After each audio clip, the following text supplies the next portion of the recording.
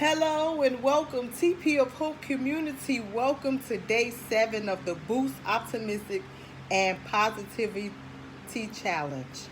Thank you for your continued love and support in this wonderful group.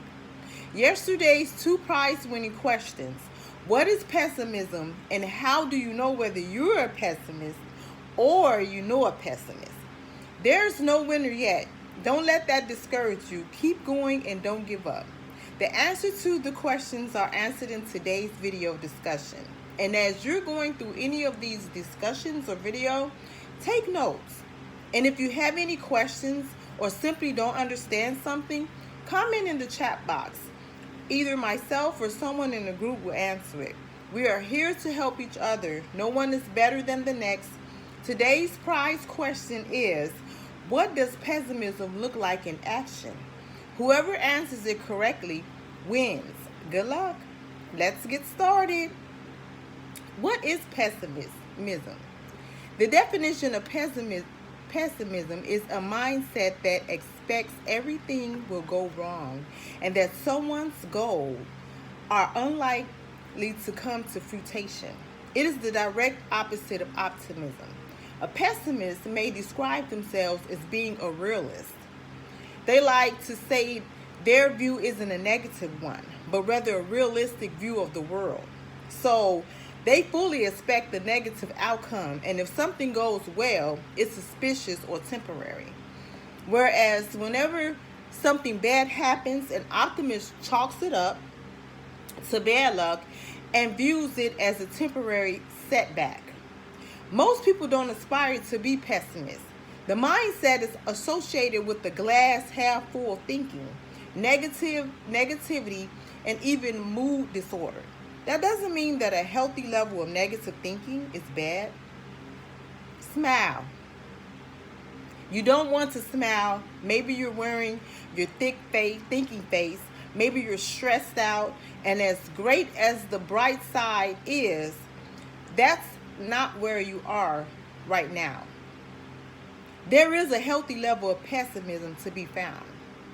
And an optimist may turn lemons into lemonade, but a healthy level of pessimism would be giving those lemons a little tenderizing before you juice them. It's all about balance. How do you know whether you're a pessimist or you know a pessimist? There are several key characteristics that help you identify the pessimist in your life. Pessimists feel surprised when something works out. They don't chase what they want because they don't believe it can happen. Pessimists focus on all the things that can go wrong.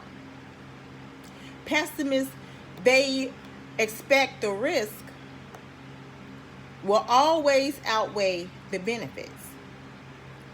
Their experience heavy levels of imposter syndrome.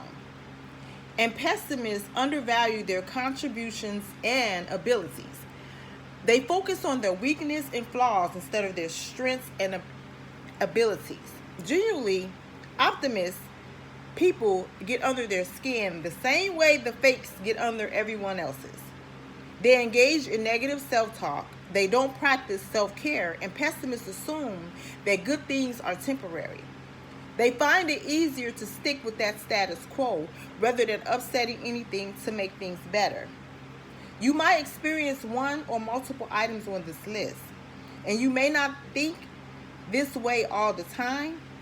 A true pessimist is as guilty of many of the things above, and it's more often than not. So don't dub yourself a pessimist just because something guilty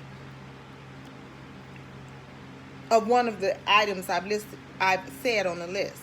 It could be a bad day. And additionally, you may not be an optimist or a pessimist. You could be straddling the line between the two, which will make pursuing optimism a much simpler task. Like many things in life, it's not a spectrum. You will be able to identify yourself somewhere along the spectrum. Some of your personality traits or viewpoints may push towards more pessimism while others are firmly optimistic. For example, you may be caught up in a job you hate and you're a pessimist in every possible way when it's related to your career. But you may be a sports fanatic that follows a team you believe is so many other fans will only refer to you as an optimist. It doesn't matter who they're up against.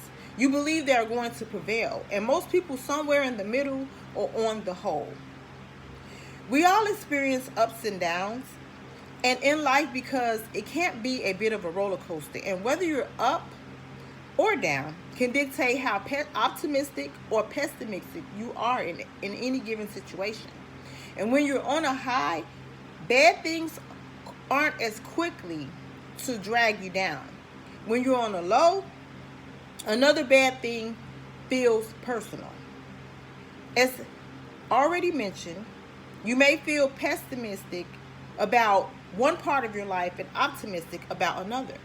Your parents' experience, your upbringing, your family dynamics, genetics, and social economic standing can all influence which way you sway. Often pessimists have lower resilient levels and propensity for mental health issues and a lack of social support. While an optimist will attempt to minimize negative pessimistic blows them out of proportion. This negative event is a direct result of an internal mistake, whether it's a specific trait or literally a mistake. One mistake means that more are sure to follow, and they are inevitable because all of this negativity, positive outcomes or events are temporary flukes they have no control over. And your pessimism may be a personality trait. Your genetic makeup can shape your perception of the world, and as a result, amplify your negative emotions and experiences. Pessimistic people see the risk and feel anxious and worried often. The winner in to today's question will be answered in tomorrow's video. See you all tomorrow and have a great day.